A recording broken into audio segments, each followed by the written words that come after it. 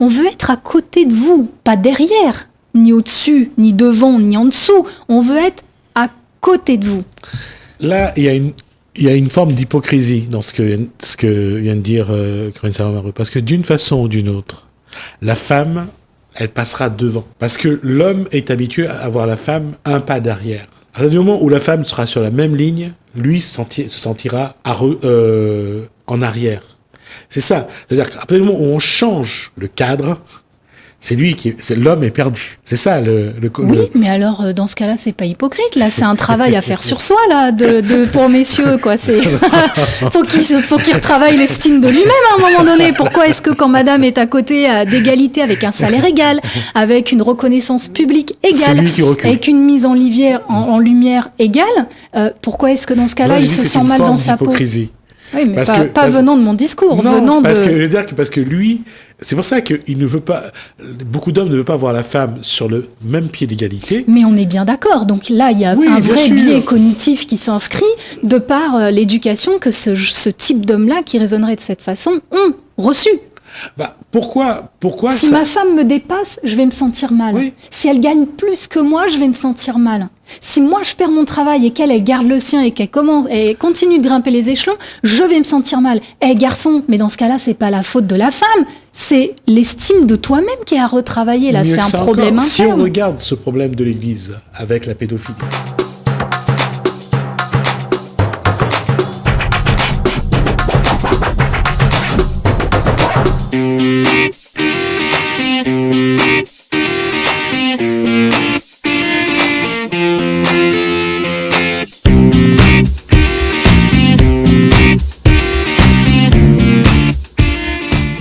Bonsoir à tous, bienvenue dans votre émission La Réunion Léla. Homme, femme, homme, la question n'est pas de trouver l'équilibre, mais du vivre ensemble, puisque quand on regarde aujourd'hui, on se demande toujours, est-ce qu'il faut compter les points, l'effort physique, qu'est-ce qui va déterminer? Pour l'instant, on ne sait pas, on en parle dans Causement Réunionnais.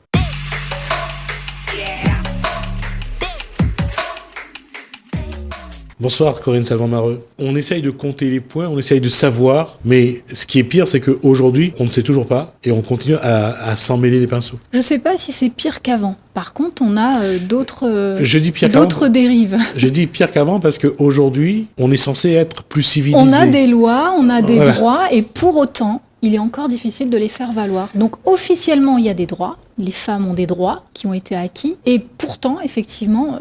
officieusement dans la vie réelle, c'est pas toujours simple. Et d'autant, on se rend compte que, pourquoi c'est pire pour moi, c'est parce qu'il faut faire des lois pour que la femme ait plus de droits. Alors qu'on est censé être plus civilisé, plus intelligent, plus ouvert. Cultivé. Mais quand on regarde à l'arrivée, c'est encore pire qu'avant. Et en fait, ce qui est aussi contrariant, c'est qu'à un moment donné, comment ça se fait qu'au XXIe siècle, on en parle encore ? Pourquoi est-ce qu'au XXIe siècle, c'est encore un sujet de conversation ? Tout à fait. J'ai l'impression que ça va faire des millénaires que la femme doit élever la voix, doit se faire entendre, se faire voir aussi publiquement dans la rue, à des marchés ou sur les réseaux sociaux, pour se faire comprendre et donc obtenir gain de cause à travers un texte de loi, un décret ou des nouvelles procédures judiciaires mises en place. Je vais prendre deux exemples de femmes. Je vais prendre Boule de Suif, de Maupassant, et je vais prendre Madame Desbassins. Quand on regarde ces deux femmes, une a une réputation de grand-mère cale, quelque part, Madame Desbassins. Boule de Suif, elle, c'est une jeune prostituée qui va offrir ses charmes à un officier allemand pour que la diligence puisse repartir. Et à chaque fois, quelle que soit l'image est négative. Oui, l'image est négative. Est-ce qu'on peut dire la même chose de Margaret Thatcher ? Est-ce qu'on peut dire la même chose aussi de Angela Merkel ? Donc, à un moment donné, est-ce que quand une femme ose prendre une place, un pouvoir quelconque, un pouvoir officiel ou bien juste un pouvoir d'influence, il y a Alyssa Milano aussi qui s'est fait lyncher sur les réseaux sociaux parce qu'une actrice qui commence à agir dans le milieu politique pour que les femmes puissent commencer à avoir gain de cause à travers le hashtag MeToo. Mais à un moment donné, ça devrait ne plus être un sujet. Juste pour préciser qu'Alyssa Milano est la petite qui jouait dans Madame est servie, qui était diffusée dans les années 90 à La Réunion, ou qui a joué dans Commando avec Schwarzenegger, ou qui a joué avec les trois filles dans Cette série-là. Les sorcières, là. Les sorcières Halliwell, les sœurs Halliwell, c'est ça. Ouais. Donc, juste pour dire qui était Alicia Milano. Alicia Milano, effectivement. Donc, à un moment donné, ça ne devrait plus être un sujet. Et comme tu le dis, à chaque fois qu'une femme commence à avoir un trop grand pouvoir d'influence, on va ça va être négatif, j'allais dire la sorciariser, mais je ne sais même pas si c'est un terme qui existe, mais pour le coup, il mériterait d'exister. La femme qui va réussir à changer la donne quelque part, que ce soit dans l'univers social, dans l'univers politique ou même dans l'univers business, on n'a quand même qu'une seule femme en Europe qui est à la tête d'une société cotée en bourse. Une seule, sur le nombre total de sociétés cotées en bourse au CAC 40. Pourquoi est-ce qu'en 2022, on n'a encore qu'une seule femme qui arrive à briser le plafond de verre et à arriver à être à la tête d'une société cotée en bourse? Ça ne devrait plus être un sujet. Et je voulais venir sur cet exemple-là, lorsqu'on parle de femmes. La femme qui se met en avant, elle est dans l'obligation de réussir. Et si on prend l'élection présidentielle, il y a une femme actuellement qui est un petit peu sur les fourches codines des médias, c'est Anne Hidalgo, parce qu'elle n'arrive pas à décoller dans les sondages. Alors qu'on ne parle pas des autres personnes qui font 1%. Mais pourquoi est-ce qu'elle ne décolle pas dans les sondages? Pourquoi, Gismi? Parce qu'une femme qui ose vouloir avoir l'ambition de vouloir réussir, c'est-à-dire de gagner plus d'argent, plus d'influence, plus de pouvoir, c'est forcément mal vu. C'est forcément mal vu. Il y a, dans le Harvard Business Review, il y a régulièrement des études de la part de chercheurs qui sont publiées. Et l'une des dernières études complètement abracadabrantes en matière de sociologie qui est sortie, c'est que ils ont mesuré l'influence d'un homme beau et d'une femme belle, qui ont tous les deux une stature de leader.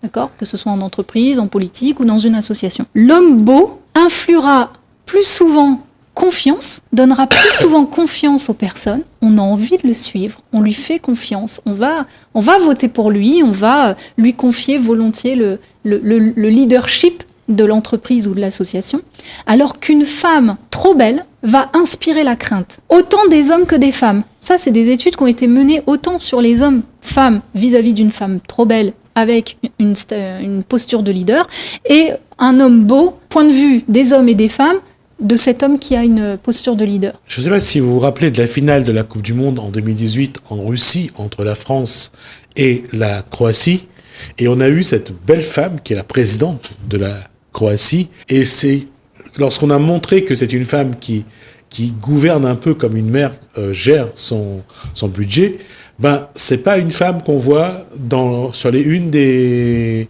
magazines. C'est pas une femme, pourtant c'est une jolie femme, c'est une femme qui est reconnue comme une bonne gestionnaire, mais c'est pas l'image. Elle n'est pas mise en lumière. Elle n'est pas mise en lumière. Alors, même chose. Il y a certains magazines récemment publiés sur l'île. Premier numéro, on était très content qu'il y ait un magazine comme celui-ci qui soit diffusé, parce qu'il reprend un petit peu la sphère du domaine du métier dans lequel on œuvre avec mon compagnon, donc tout ce qui est design, immobilier, architecture d'intérieur. Et puis on était très content de ce premier numéro, très bonne qualité, autant en matière de contenu que en matière de photos. C'est un vrai magazine qui met en valeur ce domaine d'activité sur l'île. Premier magazine, une flopée d'hommes, de portraits d'hommes, d'accord ? On a une bonne femme dedans qui fait du DEI, remodeler une chaise, etc. Deuxième numéro, une flopée d'hommes et une femme mise en valeur. Donc ce magazine fait quand même 200 pages. Et une femme est mise en valeur dans le magazine. Je ne me retiens pas d'envoyer un message au rédacteur en chef pour l'alerter là-dessus. Les femmes sont où ? Vous n'allez pas me dire que sur 860 000 habitants à l'île de la Réunion, on n'a pas une flopée de femmes qui ont, elles aussi, contribué à des projets d'envergure dans ce domaine d'activité, que ce soit l'immobilier, le design ou l'architecture. Architecture autant en matière BTP, donc ce qu'on appelle des architectes des PLG, ou architecture d'intérieur, décoratrices d'intérieur, etc. Elles sont forcément là. Allons les chercher. C'est comme le magazine Éco-Austral. Le magazine Éco-Austral, qu'est-ce qui est précisé en dessous du titre ? Faudrait le changer, ce titre-là. On est au 21e siècle, bon sang. En dessous, il est précisé le magazine des hommes de l'océan Indien. Et vous feuilletez le magazine. 99% d'hommes dedans. Et c'est toujours eux qui ont les doubles pages. Dans n'importe quel secteur d'activité. Agro, industrie, business, informatique, immobilier, etc. Et puis les femmes, elles ont droit à des petits encarts. Oui, moi je suis consultante en gna gna gna. Puis allez, grosse page de pub à côté. Pourquoi est-ce que les femmes n'ont pas des doubles pages, elles ? Non mais, à un moment donné, il faut vraiment se poser la question, il faut s'alerter là-dessus. Est-ce que c'est un biais cognitif qui fait qu'il est plus facile de trouver les businessmen dehors, hein, ceux qui font les choses parce que, je sais pas, ils sont aux bons endroits, au bon moment, avec le rédacteur en chef ou quelqu'un qui va pouvoir influencer le rédacteur en chef de tel ou tel magazine, ou est-ce que c'est le magazine en lui-même qui est biaisé avec des années et des années derrière de les hommes. Aujourd'hui, allô, on est là, on travaille, on a des compétences, on est diplômé, on est en plus 3/4 du temps, effectivement, on fait preuve d'une très grande polyvalence puisqu'on essaye d'équilibrer la vie pro et la vie perso. Je pense qu'à un moment donné, toutes ces femmes entrepreneurs, chefs d'entreprise, dirigeantes, qui ont une place aussi de choix au sein d'un grand groupe dans l'entreprise, méritent, elles aussi, d'être mises en lumière dans les magazines publiquement. Mais on va le voir avec vos points historiques. On voit bien que ça a commencé il y a très longtemps. Ça a commencé il y a très longtemps. Et qu'on a du mal à changer ça. D'ailleurs, c'était justement, la dernière fois, c'est ce qu'on disait, on avait étayé un petit peu les dates historiques. 1919, la femme peut passer son bac. 1938, quasiment 20 ans plus tard, ça y est, elle peut aussi aller à la fac, ouvrir un compte bancaire à son nom. On parle de la France, là. Hein. Oui, et avoir sa propre carte d'identité. 1944, elle obtient enfin le droit de voter. Elle a voté en 1945. Mais en fait, ce que l'histoire nous montre, ce qui est mis en exergue dans les recherches historiques des rapports hommes-femmes à travers toutes ces dates historiques, c'est que d'un point de vue général, à chaque fois, ce sont des courants politiques d'extrême droite, conservateurs, qui s'opposent le plus aux droits politiques des femmes. Pourquoi ? Parce qu'ils y voient une source de chaos et de désordre dans la société, véridique. C'est vraiment ça qui était précisé. Et ça entraîne quoi ? Un risque de perte du pouvoir de l'homme. Oui. Non, mais make sense. Oui, mais depuis le début, c'est ça. Depuis le début, c'est ça. Quand on regarde l'évolution... La bonne question, c'est pourquoi est-ce que ça perdure encore aujourd'hui ? Ce n'est pas normal. Parce que l'homme craint toujours que demain, si la femme est omniscient ou omnipotent dans la société, ça l'émascule. Moi, j'en suis pas sûre. Je pense qu'il a peur. La réelle peur qui se cache derrière ça, c'est que ils ont peur du propre reflet de ce qu'ils ont fait. Autrement dit, ils avaient le monopole. Ils écrasaient la femme. Reste à la maison, où est mon repas ? Quand je rentre, il me faut ma bière fraîche à la main.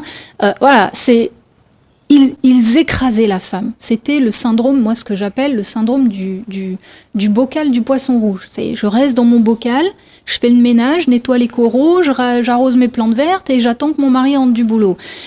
Mais je suis à l'abri, je suis dans un bocal, je suis pas dans l'océan, je suis pas perdue. Je suis mariée, j'ai tout ce qu'il faut, un toit et de l'argent. Je suis reconnue par la société.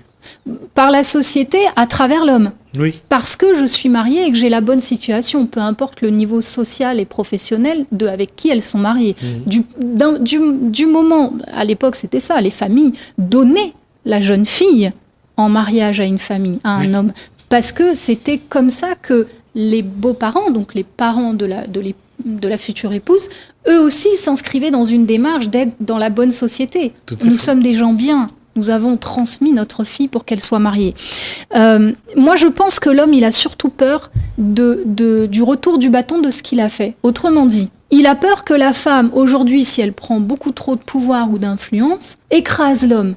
Or, quand vous interrogez 97% des femmes, ce n'est absolument pas ce qu'on veut faire. On veut être à côté de vous, pas derrière, ni au-dessus, ni devant, ni en dessous. On veut être à côté de vous.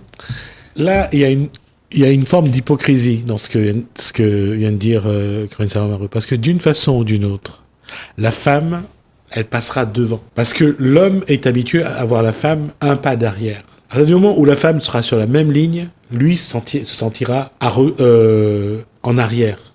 C'est ça. C'est-à-dire qu'à partir du moment où on change le cadre, l'homme est perdu. C'est ça Oui, mais alors dans ce cas-là, c'est pas hypocrite. Là, c'est un travail à faire sur soi là, pour messieurs quoi. C'est faut qu'il retravaille l'estime de lui-même à un moment donné. Pourquoi est-ce que quand Madame est à côté d'égalité, avec un salaire égal, avec une reconnaissance publique égale, avec une mise en lumière égale, pourquoi est-ce que dans ce cas-là, il se sent mal dans sa peau? Oui, mais pas venant de mon discours, non, parce que lui, c'est pour ça qu'il ne veut pas, beaucoup d'hommes ne veulent pas voir la femme sur le même pied d'égalité. Mais on est bien d'accord. Donc là, il y a un vrai biais cognitif qui s'inscrit de par l'éducation que ce type d'homme-là, qui raisonnerait de cette façon, ont reçu. Pourquoi si ma femme me dépasse, je vais me sentir mal. Oui. Si elle gagne plus que moi, je vais me sentir mal. Si moi je perds mon travail et qu'elle garde le sien et qu'elle continue de grimper les échelons, je vais me sentir mal.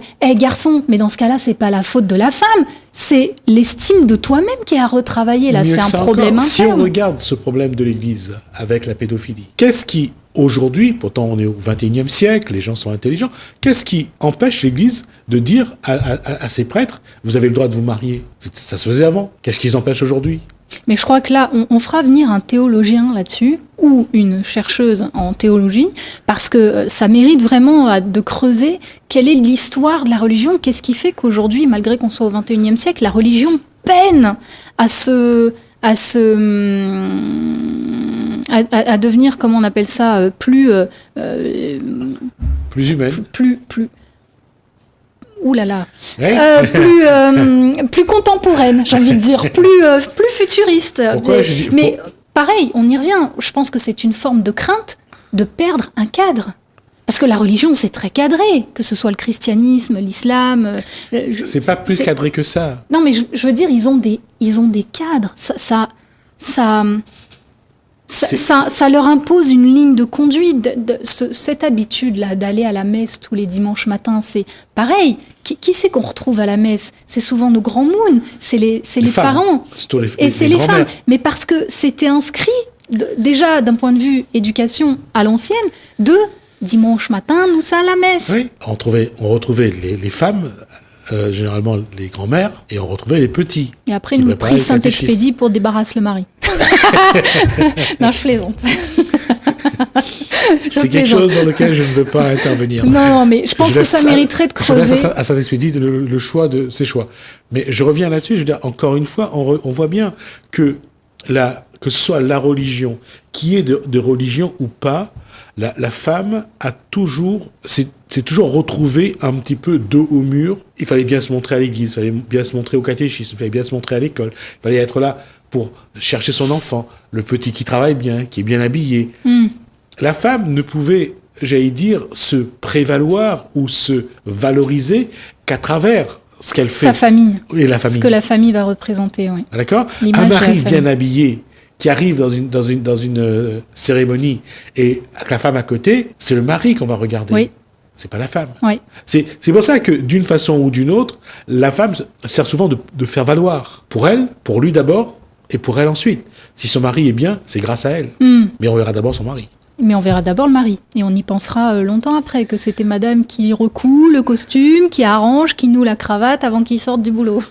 Et c'est pour ça... On en parle souvent de ça, dans les plus grands, les success stories des auteurs, etc.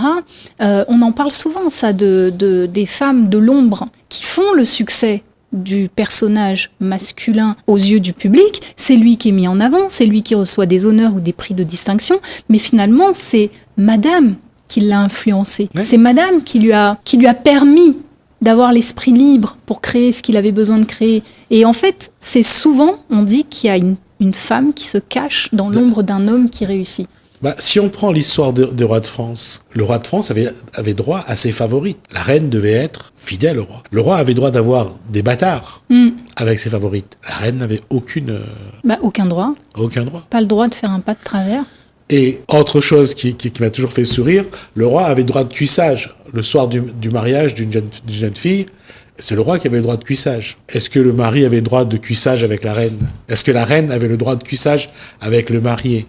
Donc, on voit bien que toute cette société-là, elle a été construite pour l'homme. Oui, mais ça vient d'où? L'Église a eu son... Alors, ça vient d'où? Et ce qui serait intéressant, c'est de savoir aussi... Admettons qu'un jour ce sujet arrête d'être un sujet. Admettons. À quoi ressemble le monde? À quoi ressemble le monde? À quoi ressemble l'économie? À quoi ressemble l'éducation? À quoi ressemble la vie de famille si toutes les femmes parviennent à être l'égal réel de l'homme sous toutes les sphères, À quoi ça va ressembler? À quoi ça va ressembler? Je pense que quand on regarde certaines sociétés où la femme a réussi à se faire une image, la femme domine. Et l'homme accepte cette domination. Il n'y a pas d'égalité. La femme est au-dessus. Quand on regarde la société américaine où la femme, ou l'Allemagne, où la femme a plus de moyens et plus de place, on voit que la femme est au-dessus. Tu crois? Mais non. Repose-moi la question avec plus de sincérité pour qu'on rigole. Alors, on va s'arrêter là parce qu'on a déjà atteint nos 20 minutes d'échange, Corinne Salvant-Mareux. On reviendra là-dessus la prochaine fois. Mais c'est clair que quand on regarde ces deux sociétés où les États-Unis a quand même une vice-présidente, femme, et Kamala Harris aujourd'hui... Et qui est d'origine étrangère. Qui n'est pas blanche, blonde, aux yeux bleus, issue d'une grande famille bourgeoise. Ouais. Donc c'est une vraie révolution. Non, c'est une évolution. Mais c'est normal que ce soit aux États-Unis. Parce que les États-Unis, c'est quand même un pays où, hormis les Indiens, tous ceux qui sont venus sont européens, sont d'Amérique du Sud, sont de tout le monde, du monde entier, quoi. Ça a été le rêve américain. Donc, on voit bien que là aussi, il faut avoir une conception pour accepter le vieux continent. Aujourd'hui, avec quelqu'un comme Éric Zemmour, aujourd'hui, il y a un repli identitaire. Ah oui, enfin bon, voilà, on en refera un nouveau sujet de la sphère politique qui se joue actuellement. J'espère juste que la population fera un bon choix parce qu'encore une fois, on le sait, on l'a vécu déjà en local ici sur le territoire réunionnais, du grand absentéisme des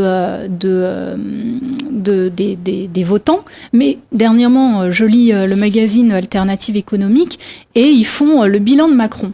Et dans le bilan de Macron, il précise qu'en fait, le taux d'absentéisme, il est surtout composé de la majorité de la population. Autrement dit, la population modeste à pauvre. D'accord. Et c'est les plus riches qui vont voter. Surtout quand certains points du programme proposé par le candidat leur facilite la tâche. On s'arrête là-dessus. Merci, Corinne Salvant-Mareux. Merci. On y revient à notre prochain échange. Merci à vous de nous avoir suivis. Merci Hélène, merci François. À bientôt.